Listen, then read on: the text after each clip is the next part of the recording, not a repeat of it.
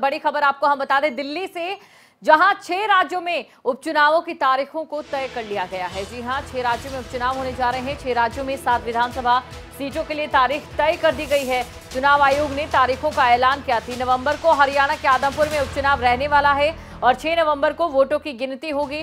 आदमपुर उपचुनाव की तारीख तय कर दी गई है। हरियाणा के आदमपुर में 3 नवंबर को उपचुनाव होगा। कुलदीप बिश्नोई के इस्तीफे से ये सीट खाली हुई थी और ये सीट भाजपा नेता कुलदीप बिश्नोई के इस्तीफा देने के बाद जहां खाली हुई थी, वहीं कुलदीप बिश्नोई ने कांग्रेस की टिकट पर इससे पहले चुनाव जीता था और कुछ दिन पहले कुलदीप बिश्नोई बीजेपी में शामिल हुए हैं। इसके बाद कुलदीप बिश्नोई ने विधायक पद से इस्तीफा दे दिया था।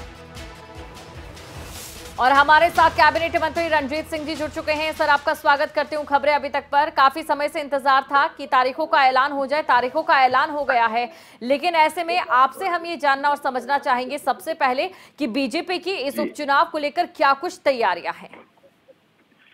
देखिए मैडम, बीजेपी तैयार है, हमें अपने काम के वोट मिलेंगे जी। सरकार ने जो पिछले 8 साल में जो काम करे हैं उसके लिए लोगों ने दूसरी बार भी मैंडेट दिया और 100% हम चुनाव जीत रहे हैं। कहीं दूसरा विषय है ही नहीं। कभी भी हो जाए, इलेक्शन कमीशन अनाउंस कर दिया डेट 3 नवंबर का, जो टेंटेटिवली बता रहे हैं उस दिन तय हो जाएगा कि वोट हमें है, एक तरफा वोट है जी। रणजीत सिंह जी, क्योंकि देखिए एक तरफ कुलदीप बिश्नोई जी की ओर से इच्छा जताई गई थी कि उनके बेटे इस बार चुनावी मैदान में उतरे, तो इसको लेकर बीजेपी का क्या रुख रहेगा, ये भी आपसे हम जानना और समझना चाहेंगे। देखिए मैडम, इसमें तय तो पार्टी ही करेगी, पार्टी हाईकमान तय करेगा। इसमें हमारे मुख्यमंत्री जी तय करेंगे और सेंट्रल हाईकमान तय करता है। पार्टी का अल्टीमेटली फाइनल डिसीजन तो दिल्ली में होता है और वही होता है जो मुख्यमंत्री जी चाहते हैं। तो इस बात का तो वो दोनों ही जवाब दे सकेंगे, मैं इस पे कुछ नहीं कहूंगा। पर ये जरूर है कि कोई भी चुनाव लड़ेगा, हम वहाँ एक तरफा चुनाव जीतेंगे। बिल्कुल रणजीत सिंह जी, देखिए कांग्रेस को लेकर भी हम यहाँ पर आपसे बात करना चाहेंगे, क्योंकि कांग्रेस लगातार ये कह रही है कि कुलदीप बिश्नोई कांग्रेस के नाम पर चुनाव जीत रहे थे। तो ऐसे में कांग्रेस को कहां पर खड़ा इन चुनावों में देख पाते हैं आप मैदान में? देखिए, कांग्रेस कहीं भी नहीं है। उनका जो जिनका कोई वह मैच है वो कांग्रेस है या आम आदमी पार्टी है, वो सबका 3 तारीख को वह निकल जाएगा जिस दिन वोटिंग होगी जी। मैं नहीं मानता कहीं कोई चुनाव है, वहाँ एक तरफा इलेक्शन होगा और चुनाव जब रिजल्ट आएगा तब भी तो हमें आप लोगों को फेस करना है, तो हमें वही बोलना चाहिए जो हम कर रहे हैं। बिल्कुल, क्योंकि कांग्रेस की ओर से कई आरोप भी लगाए जा रहे हैं। कांग्रेस की ओर से लगातार ये चीजें कही जा रही है कि कांग्रेस जो है बहुत तैयारी के साथ है और बीजेपी के पास कुछ भी नहीं है। बहुत बहुत शुक्रिया रणजीत सिंह जी, आप हमारे साथ जुड़े और तमाम जो बिंदु हैं वो आपने सामने रखे। तो देखिए, आदमपुर उपचुनाव को लेकर जो तारीखें हैं वो सामने आ चुकी है।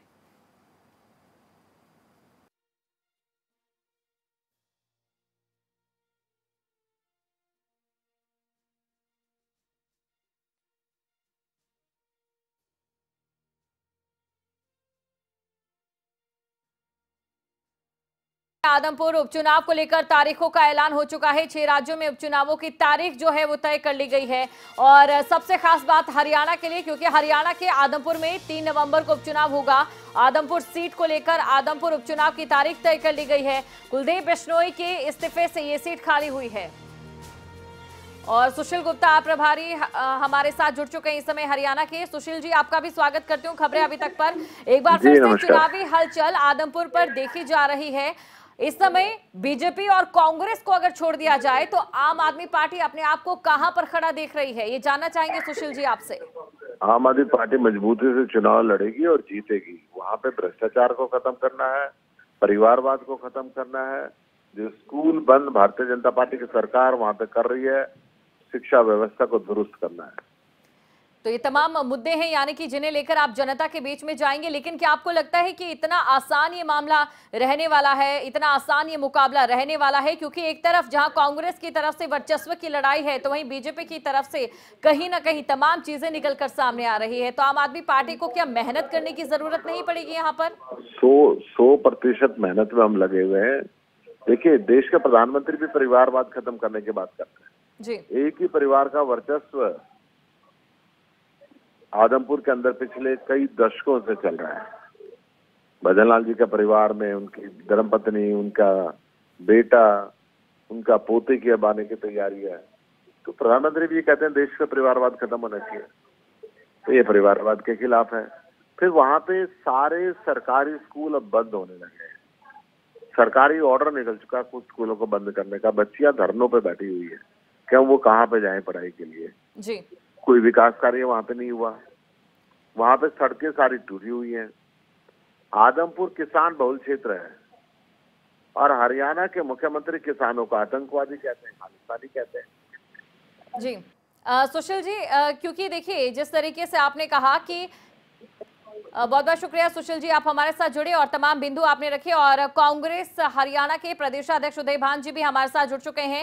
उदय भान जी, सबसे पहले आपका स्वागत करती हूँ खबरें अभी तक पर, क्योंकि देखिए आदमपुर विधानसभा चुनाव जो होने जा रहा है उसका इंतजार काफी समय से था और ऐसे में आपसे हम ये जानना चाहेंगे सबसे पहले कि कांग्रेस की क्या रणनीति है इन उपचुनावों को जीतने के लिए।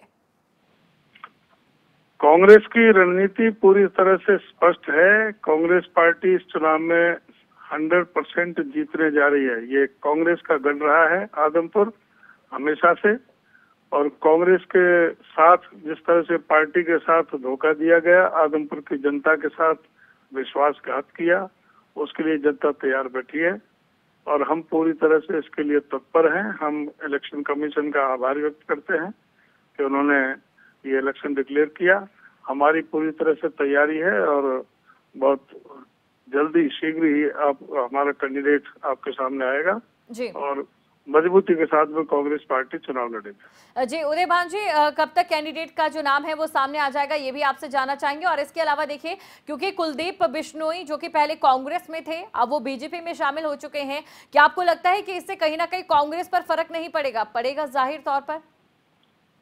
इससे सीधा कुलदीप बिश्नोई की छवि को नुकसान हुआ है और लोगों को ये पता लगा है कि ये कुलदीप बिश्नोई कितना जनता के साथ इन्होंने विश्वासघात किया है जी। कुलदीप बिश्नोई ने आदमपुर की आवाज कभी कोई विधानसभा के अंदर नहीं उठाई और अपने स्वार्थ में ईडी और सीबीआई से बचने के लिए वो भारतीय जनता पार्टी में गए हैं और खुद वो अस्थिर हैं। अभी उनकी सोच अस्थिर है। अभी तो ये निर्णय नहीं कर पा रहे हैं कि मैं चुनाव लड़ूं या बेटा चुनाव लड़े। और दूसरी तरफ भारतीय जनता पार्टी की तरफ से कहा जा रहा है कि ये जरूरी नहीं कि दोनों में से बाप बेटों में से चुनाव लड़े जी। हम तो कहते हैं कि कोई भी चुनाव लड़े, कोई भी, भाजपा इन्हें उतारे किसी और को उतारे, कांग्रेस पार्टी मजबूती से चुनाव लड़ेगी और चुनाव जीतेगी। उदय भान जी, जब कुलदीप बिश्नोई ने कांग्रेस छोड़ी थी तो कई तरीके के आरोप जो हैं उन्होंने कांग्रेस पर लगाए थे, कांग्रेस आलाकमान के पास। अब ऐसे में ये भी आपसे हम समझना चाहेंगे कि इन तमाम आरोपों के बाद कितनी जिम्मेदारी और चुनौतियां बढ़ जाती हैं, खासतौर से बात आपकी की जाए या फिर पूर्व सीएम भूपेंद्र सिंह हुड्डा की जाए। कांग्रेस आलाकमान के खिलाफ कोई उनके पास था ही नहीं जो आरोप लगाते। क्या आरोप लगा सकते थे? उनको पास में अपना चेहरा ही प्रदर्शन करने के लिए दिक्कत आ रही। लोगों के बीच में वो बता नहीं पा रहे कि उन्होंने कांग्रेस क्यों छोड़ी। क्यों यहाँ तो बात करते हैं कि हुड्डा साहब की बात करते हैं, मुख्यमंत्री को अपने आप को दावेदार बताते थे। आज क्यों बोलती बंद है? आज कहे ना कि भाई कुलदीप बिश्नोई मुख्यमंत्री का दावेदार है भारतीय जनता पार्टी में जी। यानी कि कहे ना कि वो किसके लिए कह रहे हैं कि वो दोनों मियाँ बीवी चले गए और खट्टर जी के सामने अपना जो उन्हें पार्टी ज्वाइन कर ली जी। अब कितने बड़े नेता हैं वो तो इस बात से पता लगता है। जो कितनी बार कहे थे कि मैं कांग्रेस के इतने 7 एमएलए को तोड़ करके ला रहा हूँ, एक्स एमएलए को तोड़ कर ला रहा हूँ, कोई गया कोई भी एक भी कोई सिंगल आदमी इनके कहने से? इनका जनाधार था ही नहीं कभी, ना कभी सड़क के आदमी थे, इन्होंने ना कभी संघर्ष किया। ये तो अपने पिता स्वर्गीय चौधरी भजनलाल जी के कारण इनको जो है वोट मिल रही थी। वो जनता के व्यक्ति थे, जनता के बीच में रहते थे। इनका तो जनता से कभी वास्ता रहा ही नहीं। बिल्कुल, ये जनता के आदमी कभी थे नहीं। जी उदय भान जी, एक आखिरी सवाल भी मैं आपसे जानना चाहूंगी, क्योंकि इस समय देखिए कांग्रेस की ओर से कवायद चलाई जा रही है, वो है भारत जोड़ो यात्रा के जरिए कहीं ना कहीं कांग्रेस अपने आप को संगठित करने का काम भी यहाँ पर करे। और जनता समझदार है, जहां पर भी उपचुनाव हो रहे हैं वहां पर भी जानते हैं कि राष्ट्रीय स्तर पर भी कांग्रेस का इस समय क्या कुछ हाल है, तो इसे लेकर भी आपकी कुछ टिप्पणी हम जरूर सुनना चाहेंगे। नहीं, कांग्रेस पूरी तरह से एकजुट है। भारत जोड़ो यात्रा से तो बीजेपी बौखलाई हुई है और आप जिस तरह से देख रहे हैं राहुल जी के साथ 50-50, 60-60 हजार आदमी साथ जो चल रहा है, एकदम जो है बीजेपी को ये पूरी तरह से है कि जो इनकी जो नीति थी, उस रणनीति जो डिवाइड एंड रूल का, जिस तरह से देश में धर्म और मजहब के नाम से सांप्रदायिकता का जो ये इन्होंने माहौल जो बिगाड़ के रखा है इसमें देश के अंदर, आज उस चीज को जोड़ने का काम कांग्रेस पार्टी राहुल गांधी जी के नेतृत्व में भारत जोड़ो यात्रा के माध्यम से हो रहा है। आज कांग्रेस पूरी तरह से एकजुट है और इस उपचुनाव में कांग्रेस पार्टी बहुत मजबूती के साथ चुनाव लड़ेगी और जीतेगी। उदयभान जी, आप हमारे साथ जुड़े और आपने तमाम बिंदु रखे, बहुत बहुत शुक्रिया आपका हमारे साथ जुड़ने के लिए। तो देखिए, आम आदमी पार्टी की बात करें तो कहीं ना कहीं आम आदमी पार्टी की ओर से ये कहा जा रहा है कि वहां पर स्कूलों की जो व्यवस्था है वो ठीक नहीं है। कांग्रेस के नेता से भी हमने बात की, उनका ये कहना है कि बीजेपी के पास कोई मुद्दा नहीं है और इसके साथ ही बीजेपी ने कोई विकास के काम नहीं करवाए हैं। और वहीं जहां पर हम बीजेपी की बात कर रहे हैं तो बीजेपी की ओर से कहना है कि कांग्रेस के पास कोई मुद्दा नहीं है एक विपक्षी पार्टी के तौर पर। यानी कि कुल मिलाकर जहां चुनाव की तारीखों का ऐलान हो चुका है, वहीं ऐलान जंग वर्चस्व की लड़ाई की भी शुरू हो चुकी है।